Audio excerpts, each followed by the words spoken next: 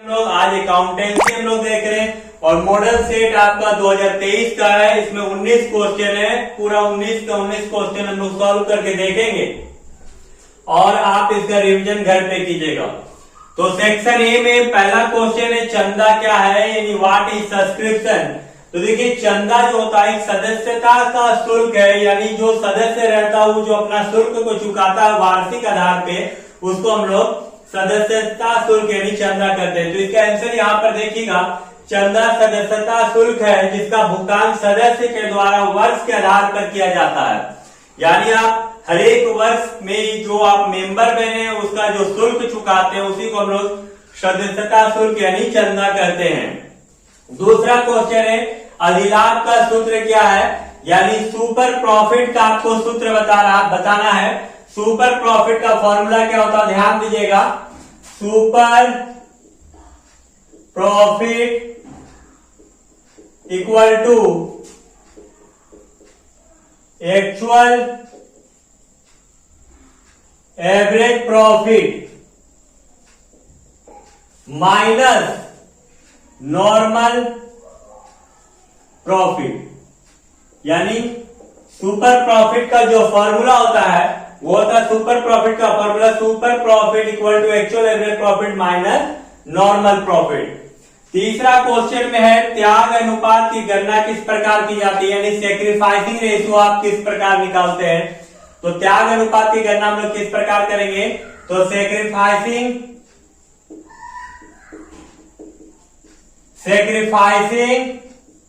Ratio equal to old ratio minus new ratio.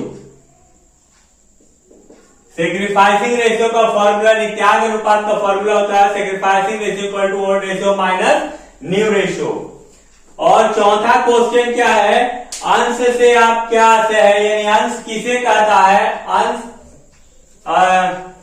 से आप क्या समझते हैं। ये क्वेश्चन आपका दिया हुआ है तो आप समझ जाएंगे एक कंपनी का जो टोटल कैपिटल होता है, एक कंपनी का कुल पूंजी होता है जो कि छोटे छोटे टुकड़ों में बटा होता है, जिसे हम लोग शेयर कहते हैं, अंश कहते हैं।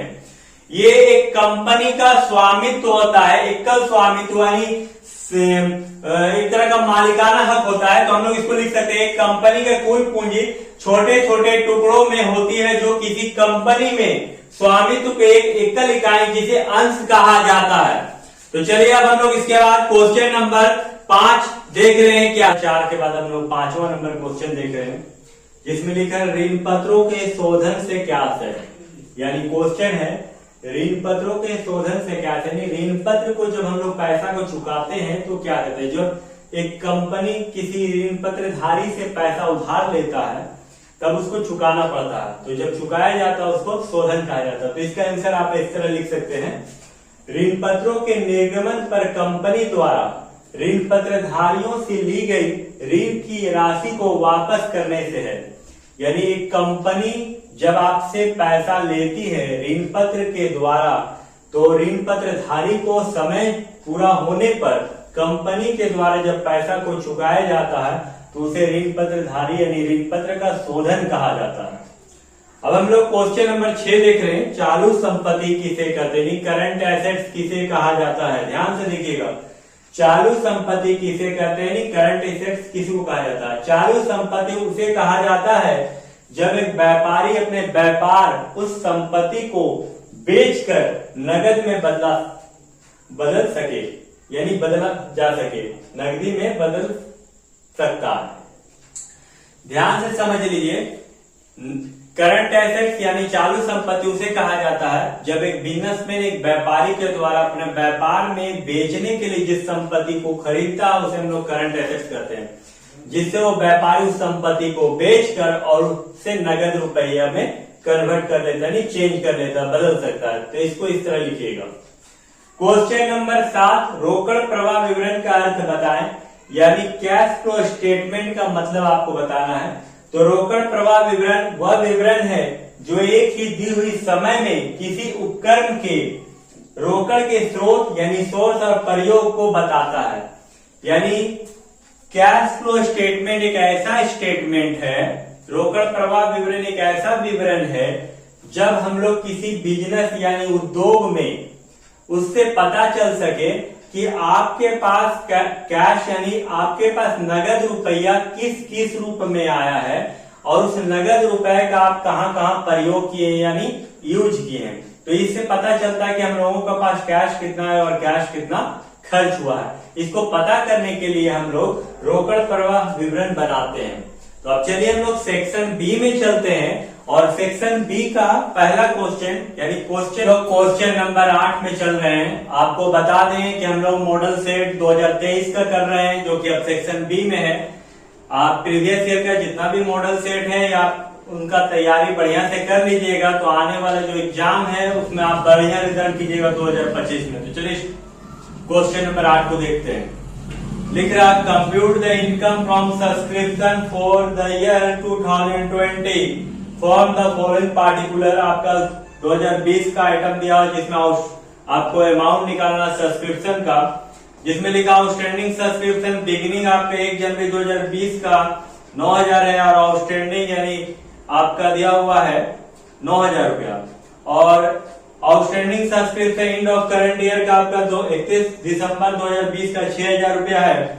एडवांस सब्सक्रिप्शन आपका बिगिनिंग यानी 1 जनवरी 2020 का 1600 रुपया है और एडवांस जो आपका एंडिंग सब्सक्रिप्शन वो 4400 रुपया है। साथ में लिख रहा है subscription receive during the year 2020 में 2,24,000 रुपया रिसीव किया। तो एक फॉर्मूला है, फॉर्मूला को हम लोग सीख लेते हैं। जैसे लिखा हुआ है calculation of amount of subscription आपको निकालना है 21 मार्च 2020 का। Subscription receive during the year आपका दिया हुआ है जो कि आपका 2,24,000 रुपया है जिसको आपको नेट अमाउंट में बैठाना है। उसके बाद यहाँ लिखा हुआ outstanding subscription end of current year यानी इंडिंग साल का बकाया चंदा जो है वो आपका 6,000 रुपया है जो कि 31 दिसंबर 2020 का है। ये 6,000 रुपये लिखे और आउटस्टैंडिंग जो बिगिनिंग है वो आपका जनवरी का है। ये आपका यहाँ डेट लिख देते हैं 1 जनवरी 20 का जो कि 9,000 रुपया है।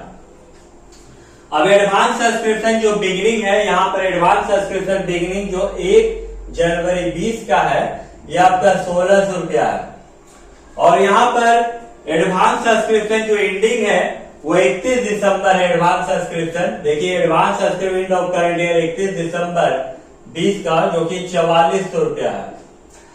ये प्लस का आइटम है इसको जोड़ देना है यानी 7,600 7,600 ऐड करेंगे 24 7 31 यानी 2,31,600 और यहाँ घटाएंगे 9 4 13,400 ये 13,400 यदि माइनस किया तो 0 0 6 में से 4 गया 2 3 में से 3 गया 0 सॉरी यहाँ पर आपका 0 0 6 में से 4 गया 2 यहाँ पर बच गया आपका 1 11 में से 3 गया तो बचा 8 यहाँ 2 में से 1 गया तो 1 और यहाँ हो जाएगा 2 यानी 2,31,600 में 13,400 गया तो बच गया 2,18,200 यानी ये आपका निकला सब्सक्रिप्शन अमाउंट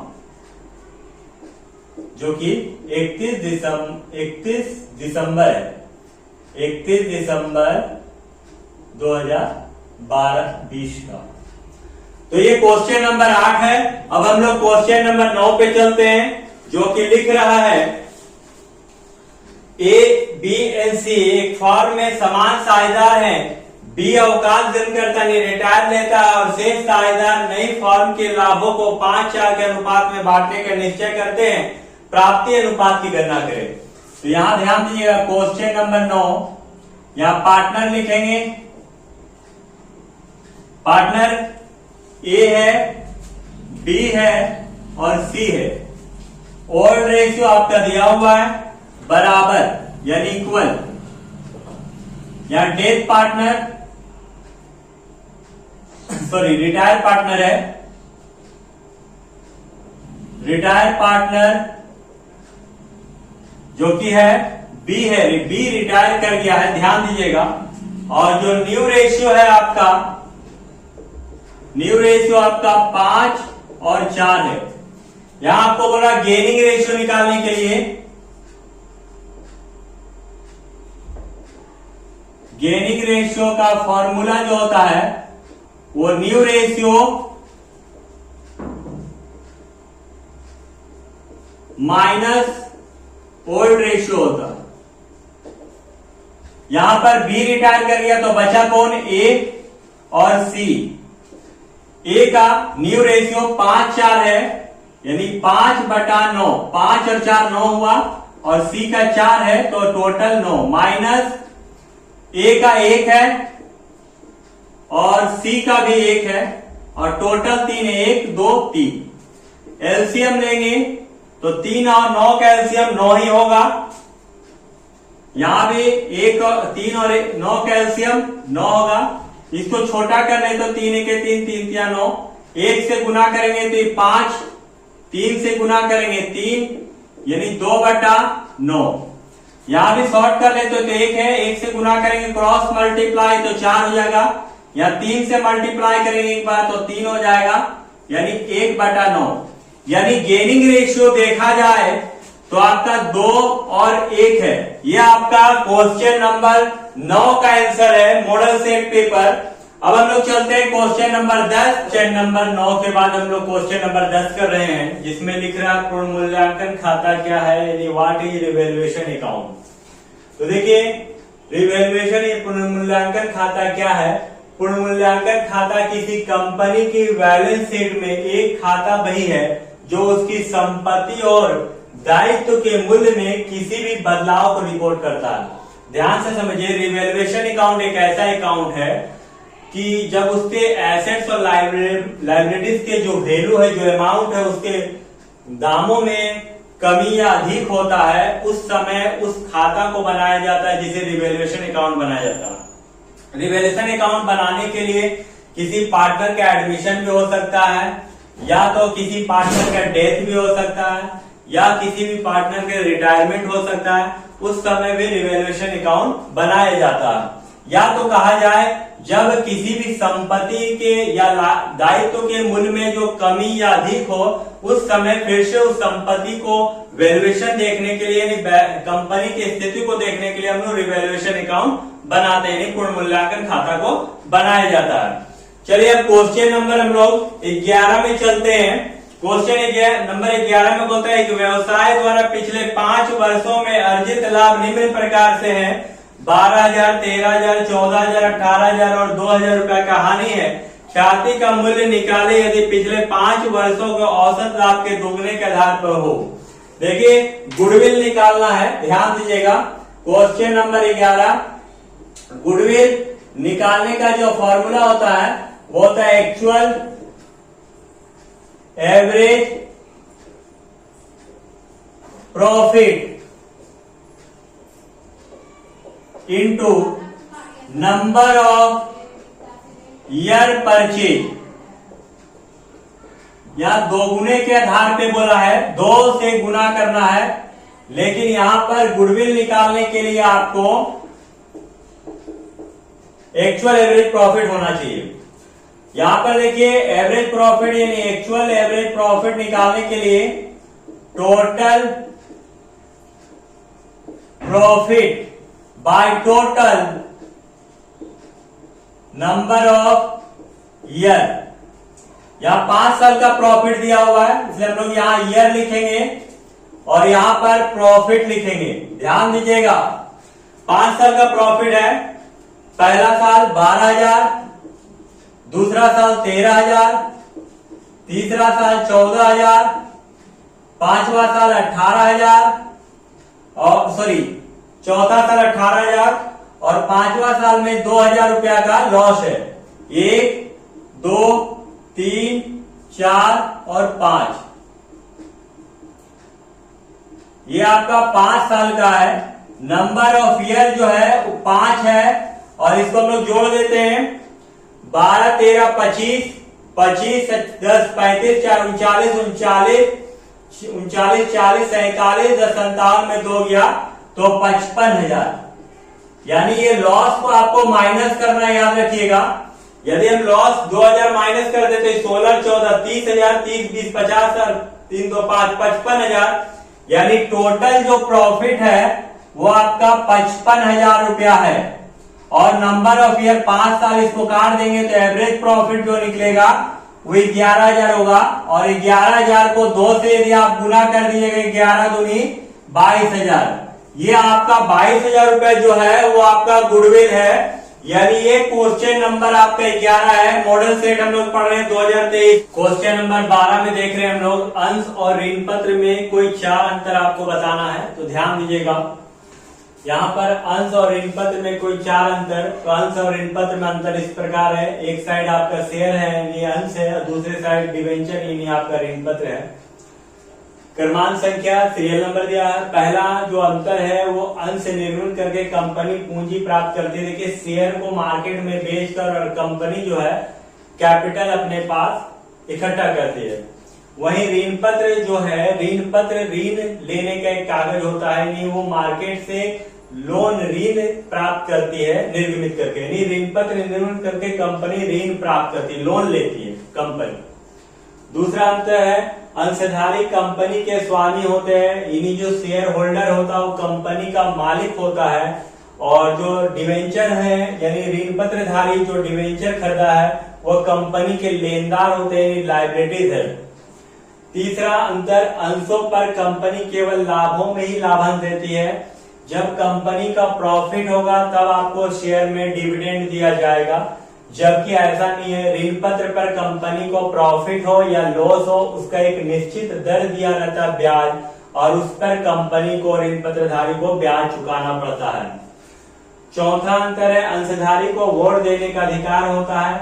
जब कंपनी का मालिक होता है अंशधारी तो उसे कंपनी में वोट देने का भी अधिकार होता है, लेकिन ऋण पत्रधारी को वोट देने का अधिकार नहीं, क्योंकि एक लेनदार है, सिर्फ एक लोन दिया गया है, ऋण दिया गया है कंपनी को ऋण पत्रधारी के द्वारा, तो यहाँ पर ऋण पत्रधारी को वोट देने का अधिकार नहीं है। अब हम लोग क्वेश्चन नंबर 13 में आते हैं। 13 में बोल रहा है, अंशों के हरण से आप क्या समझते हैं। यानी जब अंशों के हरण से आप क्या समझते हैं, यानी शेयर को जो फॉरफीचर कर लिया जाता है, जब्त कर लिया जाता है, उसको हम लोग क्या कहते हैं। तो ध्यान से सुनिएगा, अंशों के हरण से आशय यह है कि जब अंशधारी अंशों की मांगी हुई रकम को नहीं चुकाता है, उसका नाम सदस्य रजिस्टर से काट दिया जाता है और उसे जो रकम अपने अंशों पर दे रखी है वह रकम जब्त कर ली जाती है।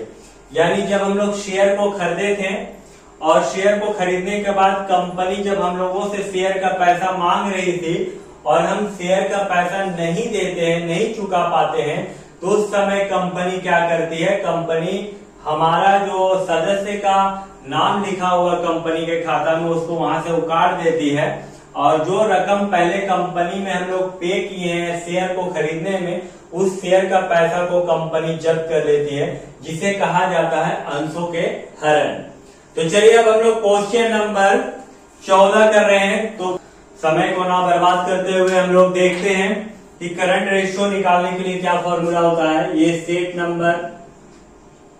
का 14 नंबर क्वेश्चन है। बोलता है करंट रेशियो निकालना है। करंट रेशियो निकालने का फॉर्मूला होता है current asset by current liability.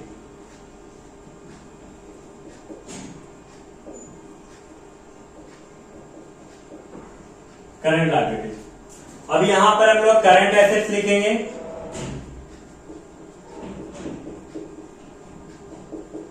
और यहां करंट लायबिलिटी कौन कौन सा आइटम आता है।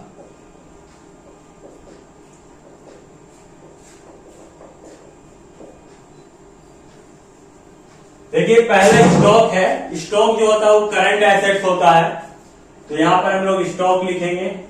इन्वेंटरी इसको कहा जाता है। दूसरा आइटम है डेटर्स, ये भी आपका करंट एसेट्स है, जिसको ट्रेड रिसीवेबल भी बोला जाता है। कैश इन बैंक बैलेंस, आप cash and bank balance assets होता है। कैश एंड बैंक बैलेंस ये एसेट्स करंट एसेट्स का आइटम है। फिक्स एसेट्स नहीं आता इसके अंदर। ट्रेड क्रेडिटर ये लायबिलिटी होता है।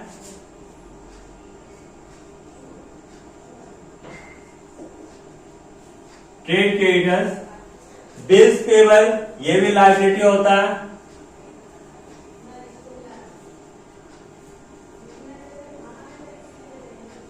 प्रोविजन, ये भी करंट लायबिलिटीज है। उसके बाद लॉन्ग टर्म डेट, ये long term debt current liability के अंतर्गत नहीं आता है कि लॉन्ग टर्म यानी लंबे समय के लिए लिया गया लोन है, यानी लंबे समय के लिए लिया गया कर्ज है। तो यहाँ पर जो जो भी अमाउंट रहेगा आप उस अमाउंट को जोड़ लीजिएगा और उसको करंट एसेट्स की जगह में बैठा देना है, और यहाँ भी जो जो अमाउंट रहेगा उसको जोड़ लेना और करंट लायबिलिटी में बैठा के आपको रेशियो निकाल लेना।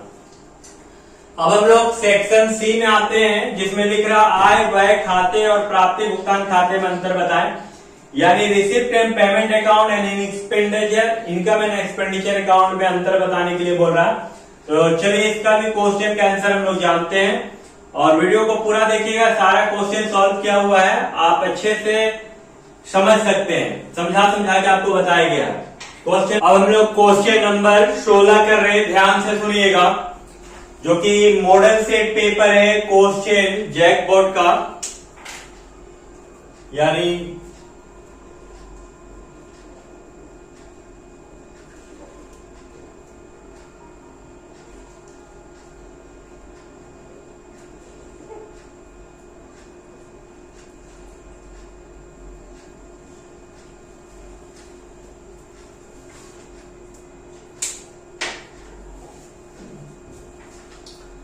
Question number 16। एक्स वाई एक फॉर्म में पार्टनर है। 31 मार्च 2021 को आर्थिक चिट्ठा निम्नलिखित है, वे लाभों को 3-2 के अनुपात में बांटते हैं। यहाँ पर एक्स और वाई का बैलेंस शीट दिया हुआ है। 1 अप्रैल 2020 को जेड को निम्न शर्तों पर साझेदार दिया गया। जेड 2500 रुपया गुडविल के रूप में लाएगा, जिसमें व्यापार में रखना है। 7,500 रुपया पूंजी के रूप में लाता है। जेड को प्रवेश देने के लिए फॉर्म के संपत्ति निम्न प्रकार से वैल्यूएशन किया गया है। भूमि भवन का मूल्य 15,000 रुपया, प्लांट को 10% कम करना और देनदार और पर संदिग्ध ऋण के लिए 5% प्रबंध करना। अंतिम स्टॉक 12,500 रुपए। पूर्व मूल्यांकन खाता और साझेदार को पूंजी खाता बनाना है। तो चलिए सबसे पहले हम लोग यहाँ पर क्या लिखते हैं, यहाँ क्वेश्चन नंबर 16 बन रहा, यहाँ पार्टनर लिखेंगे। पार्टनर जो है एक्स है, वाई है, ओल्ड रेशियो आपका दिया हुआ है 3 है, 2 है। न्यू पार्टनर जेड है। न्यू पार्टनर कौन है? जेड है। यहां पर देखिए फार्म न्यू पार्टनर जेड है। यहां पर हिज कैपिटल 2500 7,500 रुपया कैपिटल है जेड का, और हिज प्रीमियम 2500। ध्यान से सुनिएगा, सबसे पहले हम लोगों को बांट देते हैं गुडविल को। तो यहां गुडविल को यदि बांटेंगे हम लोग तो लिखाएगा goodwill share of X, goodwill share of Y. Goodwill आपका 2500 रुपया दिया हुआ है। सेक्रीफाइसिंग रेशियो में बटेगा, चूंकि इसमें सेक्रीफाइसिंग रेशियो निकालने के लिए है नहीं, तो आप ओल्ड रेशियो में ही बांट दिए 3 और 2 में, यानी इसको 3/5 और 2/5 में बढ़ जाएगा। 25 यानी 1,000 रुपया आएगा, और यहाँ पर 1,500 रुपया बटेगा। बांटने के बाद यहां पर आपको क्या करना है, रिवैल्यूएशन अकाउंट बनाना है।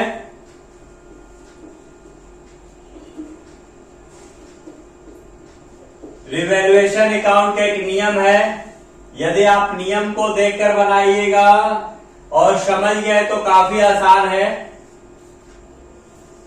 यहां पर पार्टिकुलर अमाउंट, जब भी एसेट्स का वैल्यू बढ़ेगा वो आपका बाय में आएगा, और लायबिलिटी यानी कर्ज का वैल्यू घटेगा तो बाय में, और जब एसेट्स का वैल्यू कम होगा तो वो 2 में, और लायबिलिटी का वैल्यू बढ़ेगा तो 2 में। चलिए यहाँ पर देखते हैं, यहाँ बोलता है मकान का मूल्य 15,000 रुपया, जबकि मकान आपका दिखा रहा है एसेट साइड में, और लैंड एंड बिल्डिंग जो कि आपका यहाँ पर है 12,500, तो 12,500 से बढ़ गया है तो बाय में आएगा बाय लैंड एंड बिल्डिंग। 15,000 हो गया 12,500 से, तो बढ़ गया 2,500। उसके बाद प्लांट एंड मशीनरी को 10% कम करना है। प्लांट एंड मशीनरी 17,500 है, इसको कम करना। प्लांट एंड मशीनरी को 17,500 का 10% कम करना है, तो 1,750 रुपया होगा। डेटर्स पे बोलता है 5%, जो कि डेटर्स आपका 22,500 रुपया है। टू डेटर्स 22,500 का 5% निकालना है डेटर्स का। तो इसका 5% निकालेंगे तो कितना हो जाएगा 1,125 रुपया। इसके बाद यहां पर बोला स्टॉक का 12,500, जबकि स्टॉक आपका 10,250 है, तो स्टॉक का वैल्यू बढ़ जा रहा, तो बाय स्टॉक 12,500 हो गया है। और यहां पर स्टॉक दिया हुआ है 10,250, 10,250 घटा देंगे, यानी 10,250 घट जाएगा 12,500 में, तो हो जाएगा 2,250। अब यहां देखिए, जिधर ज्यादा है उधर जोड़ देंगे। ज्यादा आपका इधर ही लगेगा बाई साइड में, यानी टोटल 4,750, यहां भी 4,750।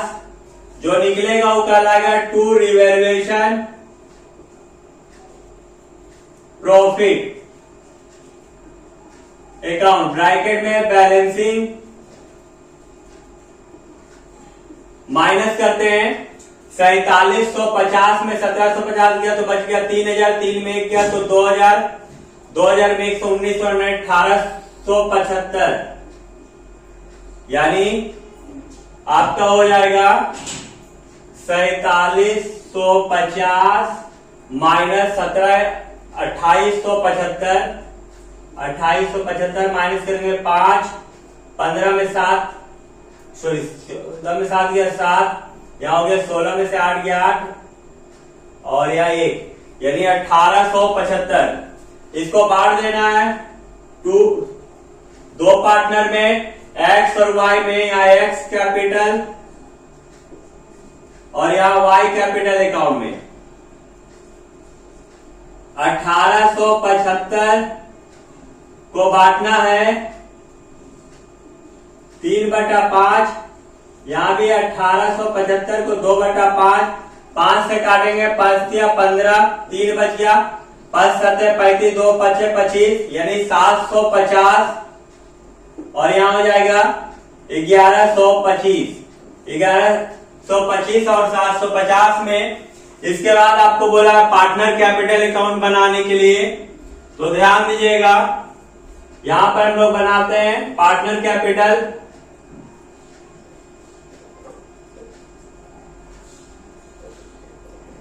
हम लोग क्वेश्चन नंबर 16 बना रहे हैं, ध्यान से देखिएगा। 3 पार्टनर है,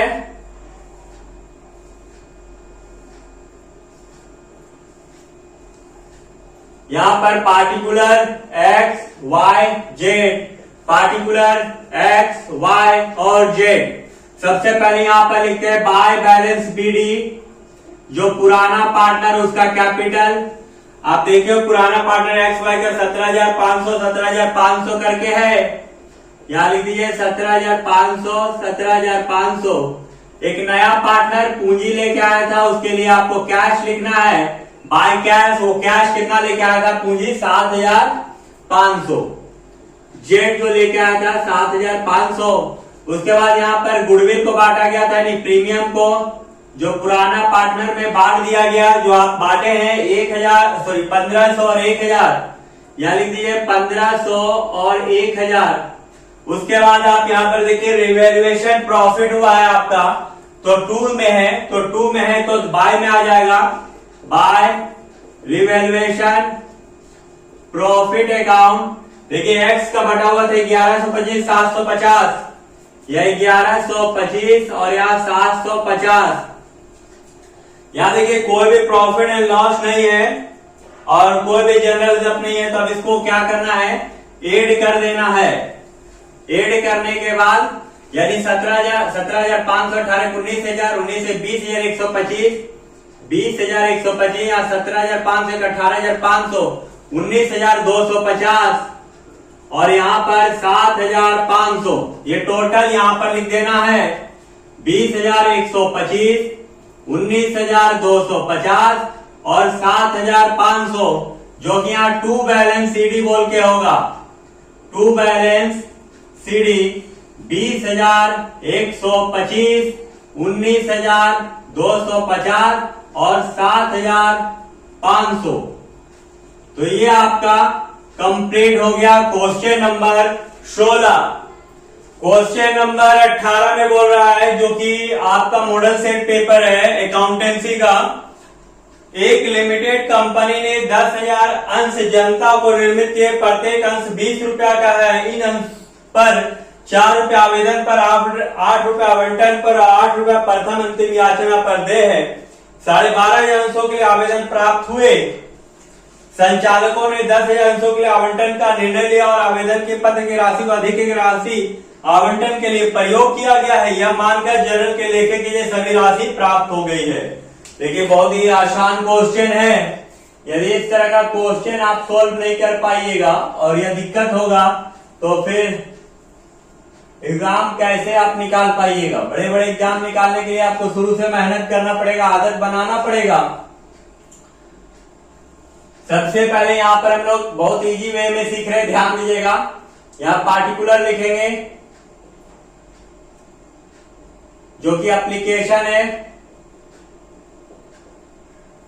फिर अलॉटमेंट, अलॉटमेंट के बाद फर्स्ट कॉल है। यहां पर शेयर हो जाएगा, यहां रेट, यहां अमाउंट और यहां बैंक।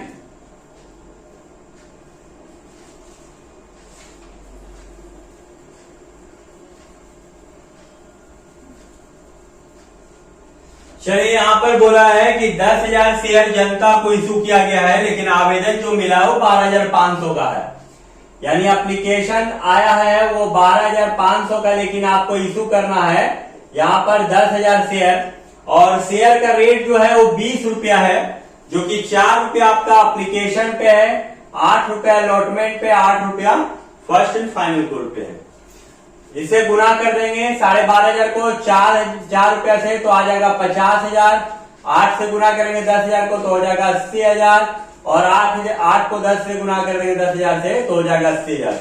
बोले जो भी पैसा एक्स्ट्रा आया हुआ है उसको आपको अलॉटमेंट में एडजस्ट करना है। तो यहां पर लिखेंगे एडजस्ट टू अलॉटमेंट। यहां पर 12,500 माइनस 10,000 यानी 2,500 जो एक्स्ट्रा आया है, और एक्स्ट्रा आपका एप्लीकेशन में आया है तो 4 रुपया से मल्टीप्लाई कर देंगे यानी 10,000 रुपया। कितना एडजस्ट हो जाएगा? 10,000 रुपया। किसमें बोला गया है? अलॉटमेंट में बोला गया है। तो ये एप्लीकेशन का 50,000 का 50,000 ही हो जाएगा। 80,000 में 10,000 एडजस्ट हो जाएगा तो बचेगा आपका 70,000 और इस फर्स्ट कॉल का 80,000 का 80,000 ही होगा।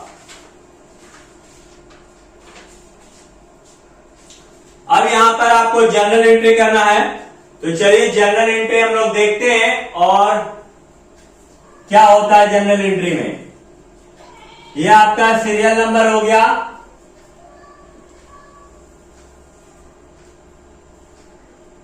यह आपका अमाउंट का कॉलम है, एक डेबिट है और एक क्रेडिट है। यह आपको पता है यहां पर सीरियल नंबर होता है, यहां पार्टिकुलर, यहां पर एलएफ, ये अमाउंट, ये डेबिट और ये अमाउंट क्रेडिट। सबसे पहले बैंक यानी एप्लीकेशन का पैसा आपके पास आएगा तो आप कीजिएगा बैंक अकाउंट डेबिट। अच्छा एक चीज देख लीजिए, इक्विटी है क्या, यानी समतांश है, नहीं, यहां पर नहीं लिखा है ऐसा कुछ भी, तो आप शेयर यूज कर सकते हैं। Bank account debit to share application account, फिर एंट्री करेंगे share application account debit to share capital account. क्योंकि इसमें एडजस्टमेंट है इसलिए टू शेयर अलॉटमेंट अकाउंट होगा, ब्रैकेट में एडजस्टमेंट कर देंगे ताकि पता चल सके। अब अमाउंट कैसे लिखेंगे, देखिए एप्लीकेशन में आपका 50,000 रुपया है तो यहां पर 50,000 ही होगा, यहां भी एप्लीकेशन में आपका 50,000 होगा। एडजस्ट हम लोग कितना कर रहे हैं अलॉटमेंट में 10,000 रुपया, तो 50 में से 10 चला गया तो बच गया आपका 40,000 रुपया। ध्यान देते रहिएगा। ये हो गया आपका एप्लीकेशन का पहला, और दूसरा आप अलॉटमेंट का एंट्री कर रहे हैं तो यहां लगा share allotment account debit to share capital account.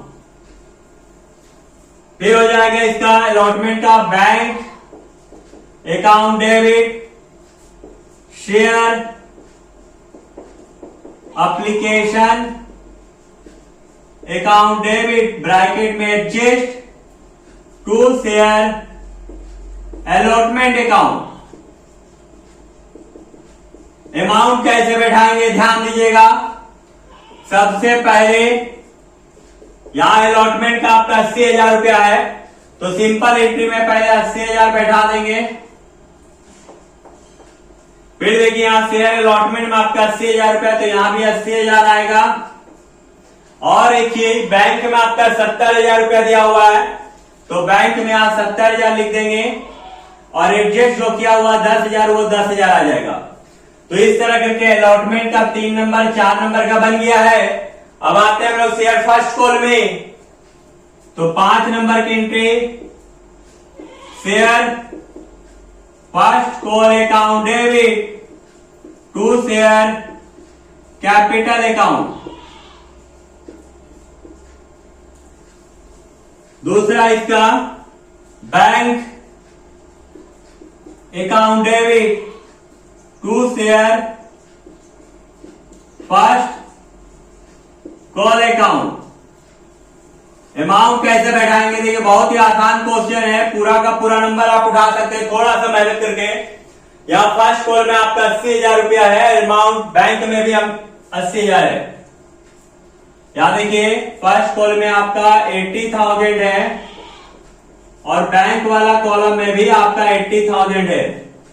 तो इस तरह करके आप क्वेश्चन नंबर 18 कंप्लीट कर सकते हैं। अब क्वेश्चन नंबर 19 और लास्ट क्वेश्चन आपका सेट पेपर का, तो ध्यान दीजिएगा। लिख रहा निम्नलिखित सूचनाओं से परिचालन क्रियाओं से रोकड़ प्रवाह विवरण तैयार करनी, cash flow from operating activities आपको निकालना है। 19 नंबर मॉडल सेट का लास्ट क्वेश्चन है। तो यहां पर आपको क्या निकालना है, net cash flow from operating activities. के लिए एक फॉर्मेट होता है, चलिए पहले फॉर्मेट को हम लोग तैयार कर लेते हैं।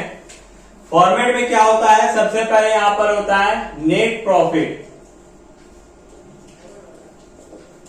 प्लस नॉन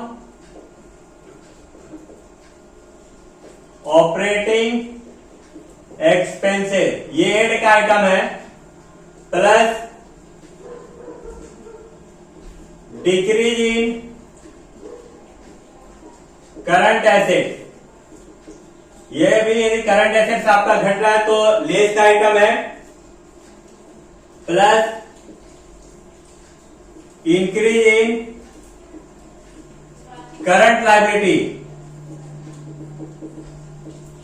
यदि करंट लायबिलिटी आपका बढ़ रहा है तो 8 का आइटम है, माइनस में नॉन ऑपरेटिंग इनकम, ये नॉन ऑपरेटिंग इनकम है तो लेस हो जाएगा, minus increase in current asset, यानी करंट एसेट्स बढ़ रहा तो आपका लेस हो जाएगा। डिक्रीज इन करंट लायबिलिटी,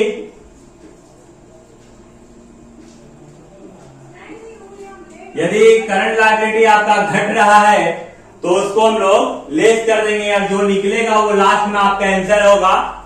चलिए अब स्टार्ट करते हैं और देखते हैं। यहां पर सबसे पहले लिखा हुआ है net profit for the current year, 1 lakh रुपया आपका दिया हुआ तो हम लोग यहां बैठा देंगे 1 लाख रुपया आपका नेट प्रॉफिट है। उसके बाद transfer to general reserve, general reserve non operating expenses item यहां लिख देंगे जनरल रिजर्व जो कि 10,000 रुपया है, डिटेल्स अमाउंट में लिखेंगे। डिक्रीज इन डेटर्स, डेटर्स घट रहा है, करंट एसेट है, डिक्रीज इन करंट एसेट यानी डेटर्स घट रहा तो ये भी आपका प्लस का आइटम है जो कि आपका 25,000 रुपया है। Decrease in bills payable, bills payable liability होता है, घट रहा माइनस का आइटम है, यहां पर लिखा जाएगा बिल्स पेबल जो कि आपका 20,000 रुपया कम पड़ रहा है, यानी 20,000 लिखा जाएगा माइनस में। Discount on share written off, discount non operating expenses item है, discount on share written off जो कि आपका 5,000 रुपया है। इंक्रीज इन स्टॉक, इंक्रीज कर रहा करंट एसेट, यहां पर आ जाएगा increase in current asset, stock आपका बढ़ रहा माइनस वाला ग्रुप में जाएगा जो कि आपका 18,000 रुपया है। Loss on sale of machine non operating item है, यहां आ जाएगा loss on sale of machine, add का आइटम नॉन ऑपरेटिंग एक्सपेंसेस 12,000 रुपया। उसके बाद profit on sale of investment non operating income item है, यहां पर आए non operating income, profit on sale of investment, यहां पर आपका 4,000 रुपया है। अब हम लोग एड को कर देते हैं, यहां पर कुछ भी नहीं है, यहां पर जोड़ देते हैं 10, 5, 15, 15, 25, 40, 25, 35, 40 और 50, 52,000 यानी 52,000 एड कर देंगे 1 लाख और 52,000 यानी 1,52,000। यानी लेस का आइटम है 18, 4, 22, 22 और 20, 42,000, 42,000 लेस हो जाएगा तो 1,52,000 में 42,000 गया तो आपका आंसर आ गया 1,10,000। यह आपका कहलाएगा net cash flow from operating activity. तो ये आपका रहा क्वेश्चन नंबर 19। उम्मीद है वीडियो आपको अच्छा लगे तो वीडियो को अपने दोस्तों के साथ शेयर कर दीजिएगा। वीडियो को पूरा देखने के लिए धन्यवाद। नेक्स्ट जो आपका मॉडल सेट है वो हम सॉल्व करेंगे बहुत ही जल्द, वीडियो को देखते रहिएगा।